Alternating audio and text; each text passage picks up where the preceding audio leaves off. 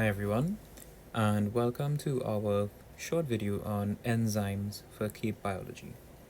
So enzymes as a topic on the whole is quite similar to the enzymes topic that you would have done in C-Sec biology and chemistry as well. Okay, and you would have probably done enzymes in chemistry in Cape as well. So this should be a relatively easy topic to grasp. Okay. So first of all, a definition of enzyme. It's an organic catalyst, right? And it's organic meaning that it's manufactured by living organisms. And the role of enzymes is that they lower the activation energy for reactions. So that makes the reactions more efficient. Now we know that enzymes are responsible for speeding up the reactions, but they don't necessarily make the reactions go faster. They just make it easier for reactions to occur by lowering the activation energy. So let me take you to a quick graph on how activation energy is explained. Okay, so this red line here is the amount of energy needed for a certain reaction to occur. It's quite high, right? You can see that without the enzyme there, right? That is over here, right?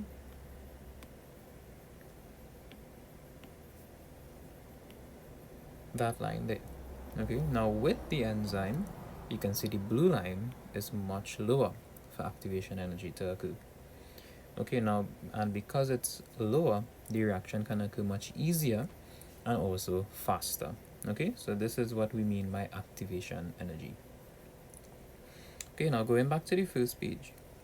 Now, we know the structure of an enzyme. It has the active site, right? But we'll go into a little more detail as to how the enzyme is displayed. Okay, so within the structure of an enzyme, there are certain things called residues, which are amino acids, right? And they are found on the surface of the enzyme and are hydrophilic, meaning water loving, meaning they are soluble. Okay, now there are other residues there that help the enzyme maintain its tertiary structure. Now all enzymes have a tertiary structure. Okay, so that could be an easy question there for 1 mark in your exam. Okay, so therefore they would help maintain all of the bonds necessary for tertiary structure. So you could always go back to the proteins video where you can see all the different bonds that are involved in the tertiary structure of a protein. All right, now the main residues that we'll be talking about are contact and catalytic residues, which are located around the active site and help the interaction occur between the enzyme and its substrate. Okay, so the contact residues, they undergo hydrogen bonds, ionic bonds, or hydrophobic interactions with the substrate. The catalytic residues are very weak, just like hydrogen bonds. Okay, so they are involved in the breakage of bonds in the substrate and its conversion into the products. Okay, so the contact residues help the active site and the substrate molecule come together, and the catalytic residues involved in breakdown of the substrate and conversion into the products of the reaction. Okay, so when the enzyme and the substrate eventually collide, the enzyme holds the substrate in the correct position, so some residues help with that, and then the catalytic residues act on the substrate and converts it. Okay, so just a little bit about the enzyme action, right? So there are two hypotheses and one theory, meaning there's one that is correct and one that is wrong, right? So this one, the lock and key hypothesis, was postulated a long time ago, and it proposed that the enzyme and the substrate have fixed shapes, so that pretend that this is an enzyme here, the Pac-Man, and then it could only accept these triangular substrate, right? This is what you probably would have learned in Form 5, right? However, that is actually wrong. The new hypothesis is the induced fit hypothesis, which says that the enzyme and substrate is, initially don't need to match. They will only match when the substrate and the enzyme has recognized each other, and when the substrate fits into the enzyme, then the enzyme will change its shape to match the substrate. So you can see in this diagram here, initially The substrate does not necessarily have all these grooves like the substrate, right? However, when it binds, the enzyme changes its shape to match what is going on in the substrate. And that's what we mean by induced fit, okay? So the hypothesis that we will learn is the induced fit hypothesis. Okay, so we know about the active site of the enzymes and the substrate and the enzyme substrate complex, right? That's what we call it when enzyme eventually binds to the substrate. We call this combination the enzyme substrate complex. All right, so let's move on to specificity. Right, so I'll have to say that word a lot of times in this video, so hopefully I could say it correct every time. So there are three main types of enzyme specificity. I did it. There's bond, group, and substrate specificity, right? So bond specificity says that the enzymes will act on substrates that are similar in structure and share the same types of bonds. So um, there are many different triglycerides, and all the triglycerides are essentially built the same. Their tails are just different, right? So they have the same bonds going on. So lipase will hydrolyze any triglyceride, no matter which triglyceride it is, right?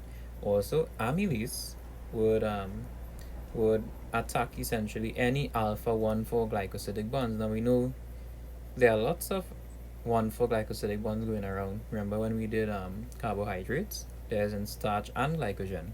So these some enzymes which have a bond specificity would attack any bond that they know. For example, the alpha 1,4 glycosidic bond. So it's not like starch has its own enzyme and glycogen has its own enzyme. No. Okay. Group specificity now.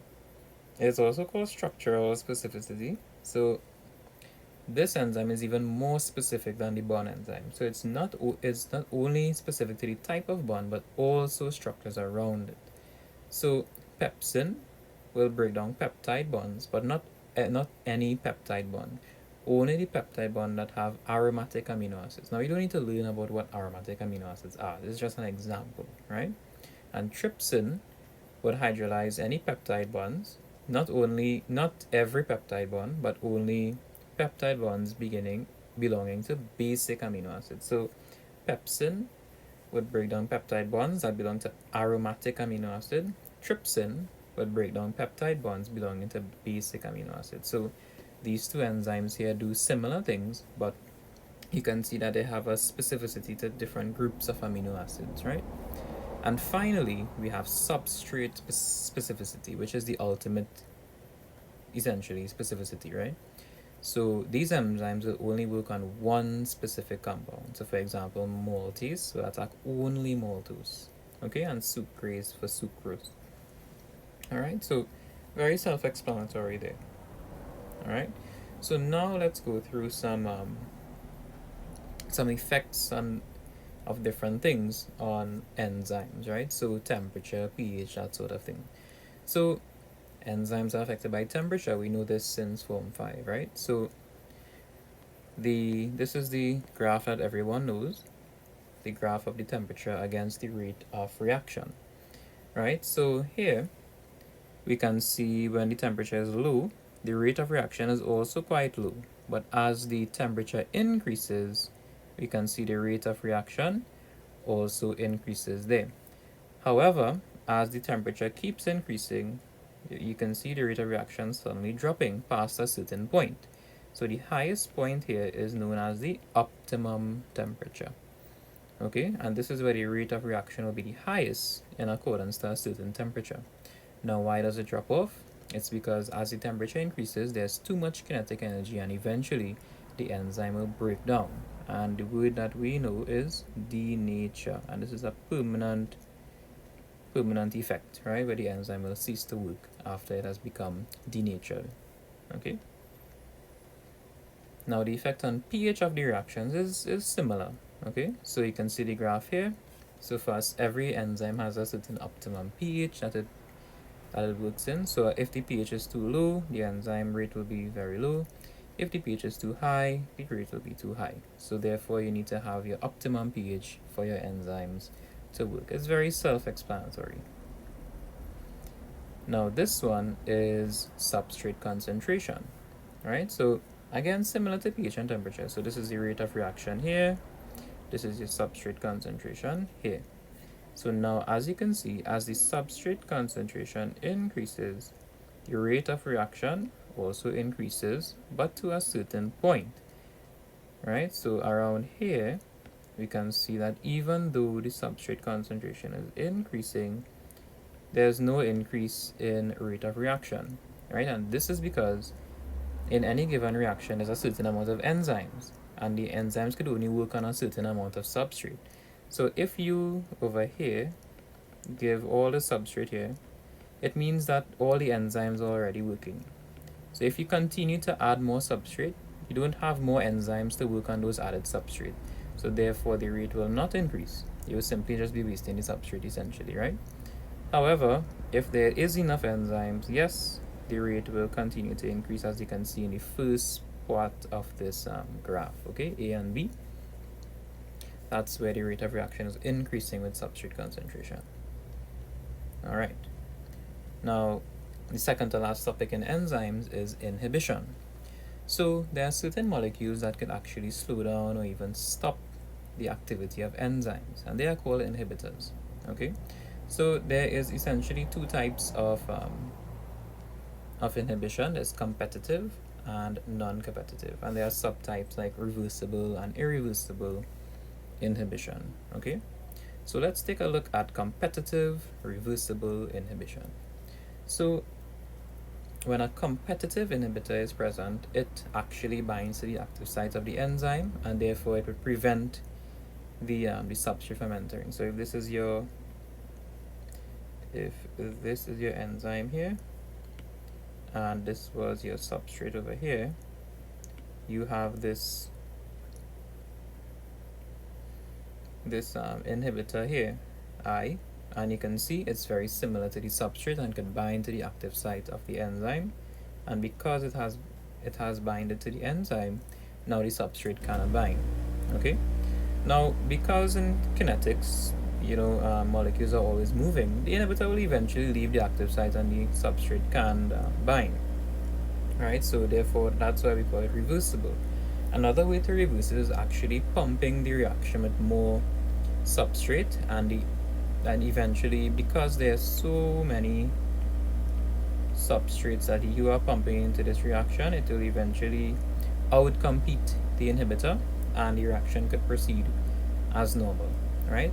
Now this is a graph of the rate of reaction and the substrate concentration with competitive reversible inhibition, and you actually need to kind of learn how to draw these graphs, right? Because it could be asked in your exam, right? So the green line shows the regular reaction, and this is similar to the graph that we just showed with substrate concentration, right? You can see that it increases to a point and then it will stop here, right? Now the red line is with a competitive inhibitor. As you can see, the rate of the reaction is slower, the gradient is less, right? This is the gradient here, and the green gradient is much steeper. That shows that the rate of reaction is faster there. However, you can see that eventually the red line meets the green line, which is the maximum rate of reaction. So that says that if you increase the substrate concentration to a certain extent, you can outcompete the inhibitor and eventually reach the same maximum rate of reaction. It will just take a longer time. Okay? So this is non-competitive reversible inhibition now. So in this type of inhibition, the inhibitor actually, it still attaches to the enzyme, but not on the active site. So it could attach to a point away from the active site. So if this is the original enzyme here, the inhibitor could come over here, somewhere along the enzyme, and change the enzyme. So you could actually prevent the entry of the substrate and change the enzyme. So the enzyme, instead of looking like the triangle, you could probably have some notches here or something and prevent the substrate from binding. Okay? So in this type of inhibition, the maximum rate of reaction could never be reached essentially, because the substrate can't bind at all. Okay? So let's take a look at the graph for it now. Now the purple and green lines are for the competitive inhibitor in the last example. The blue line is this new non-competitive inhibitor. So as you can see, the blue line never meets the purple and green line. This is because some of the enzymes in the reaction will be, well, I won't say permanently, but the active site would be deranged essentially and changed so that no matter how much substrate you put into the reaction, those enzymes will still not work, okay? And you will never reach the maximum rate of reaction because those enzymes can't function as they are right now, okay? However, again, we say it's reversible because things are always moving and if eventually the inhibitors will detach from the enzymes, okay? So it's still reversible, right? An example that you can memorize is digitalis. Okay, so just one little note on non-competitive irreversible inhibition is DFP, right? And DFP permanently inhibits acetylcholinesterase, which you will learn about in Unit 2, right? And this breaks down acetylcholine from nerves, okay? So if DFP is given as like a poison, right, it will lead to paralysis and death because the nerves can't transmit these signals properly, and it's irreversible, okay? The last thing we'll be doing today is called allosteric enzymes, all right? So allosteric enzymes, essentially, they actually can change their shape, and some substrates can interact with an enzyme and then change its shape and then interact with another enzyme because of that, and then change its shape again and interact with another enzyme and eventually come to an end product, okay? And this actually speeds up many different functions in the body. So let's take a look at this diagram here, okay? So this is where we start off with the green triangular substrate, all right? So the green substrate, just like every other substrate, we have enzyme 1 here. Enzyme 1 is like the Pac-Man I've been drawing all along. It interacts with the enzyme 1, and then the product of this reaction is this A over here. Now you can see the triangle has turned into a rectangle, okay? Now the rectangle is going to go to enzyme 2. Enzyme 2 only recognizes the rectangle. So now the substrate goes into the active site of enzyme 2, and then you get this weird shape here. This is the next substrate, right? And then finally, that substrate will be recognized by the active site of another enzyme, and then finally, you will get the square, which is the end product. Okay, so, this is just a diagrammatic representation of going from this substrate to this end product. Okay, so for some reason, going from that substrate to that end product would have taken a long time if it was just in one reaction with one enzyme, okay? So in this certain reaction, we took 3 enzymes and we kept changing the substrate to intermediates, and eventually we got to the end product. Now, you can see the last part here is the inhibition of this reaction. Now, why do we need to inhibit it? Because you don't want the reaction to keep going and keep making the end product, because then you would have too much of the product, right? So that will keep wasting resources. So now, if there is enough end product, right, that, let's say we're making energy or something in the body, right? If you have enough energy, you don't need to keep making energy and waste it, right? You will only make the energy if you need it. So if there's enough of these yellow squares, it's going to go back to the original last enzyme here, the original first enzyme, sorry. And you can see that this enzyme has a secondary site where the end product binds to. And when the end product binds to this secondary site, it's going to change the active site of this first enzyme here from a triangular shape, and it changes it, right? So therefore, the initial substrate now would be unable to bind to enzyme 1, right? So this is enzyme 1 here, right? This one here is enzyme 1. So that's what we mean by allosteric. Allosteric site meaning a extra site, right? So because we have enough, let me just erase some of these marks here so it doesn't get too complicated, okay? So because we have enough of the end product now, the end product is going to bind to a site on enzyme 1, and we call it an allosteric site. right? And because the end product binds to that site, it's going to change the active site of enzyme 1 and prevent the substrate from binding. So therefore the reaction, this whole reaction, cannot continue, okay, until we need more end product. All right, so that's the benefit of allosteric enzymes. All right, so that is essentially a breakdown of enzymes for keep. Okay, I hope you guys enjoyed the video.